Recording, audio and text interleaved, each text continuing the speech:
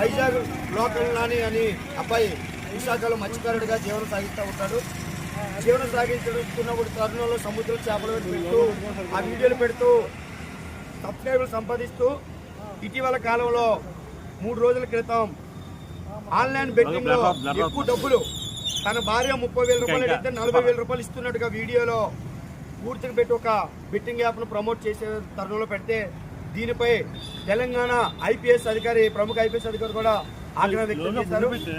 మేము ఏఐవైఎఫ్ అఖిల భారతీయ యువత సమైక్య విశాఖ జిల్లా కానీ ఆంధ్ర రాష్ట్రంలో ఈ యువకులు ఎదుర్కొంటే అనేక సమస్యలు మేము పోరాడుతున్నాం. ఇటువంటి చెడు మార్గాలు వెళ్ళినప్పుడు కూడా మేము పోరాడుతాం. ఖచ్చితంగా ఇప్పుడు సిపి గారికి ఏఐవైఎఫ్ గా ఏదైతే ఈయన యూట్యూబ్ వేదిక ఒక వీడియోని అప్లోడ్ చేసాడో ప్రమోట్ చేశాడో ఆ లెటరు దానిపై కంప్లైంట్, అలాగే వేటీ న్యూస్లో వచ్చిన వార్త లెటరు, వీడియో సంబంధిత వీడియో ఈ పెన్ డ్రైవ్ 8 GB ఉంది. ఈ మూడింటిని నగర కమిషనర్ గారికి మేము ఇవ్వడం జరుగుతూ ఉంది.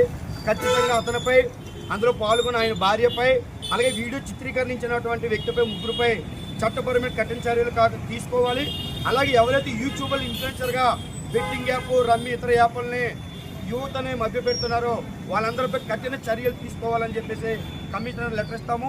తర్వాత చూసి దీనిపై అవసరమైతే యూట్యూబ్ ఇన్ఫ్లుయెన్సర్లు వెనకాడికి వేయకపోతే ఏఐవైఎఫ్గా నిరుద్యోగుల్ని విద్యార్థుల్ని సేకరించి యువతను సేకరించి జిల్లాలో ముట్టడం కూడా వెనకాడబోని చెప్పేసి మీడియా వేదికగా ఈరోజు విశాఖపట్నం వేదిక తెలియజేయడం జరుగుతుంది.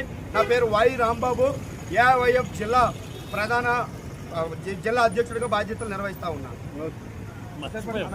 కార్యదర్శి మారింది కదా.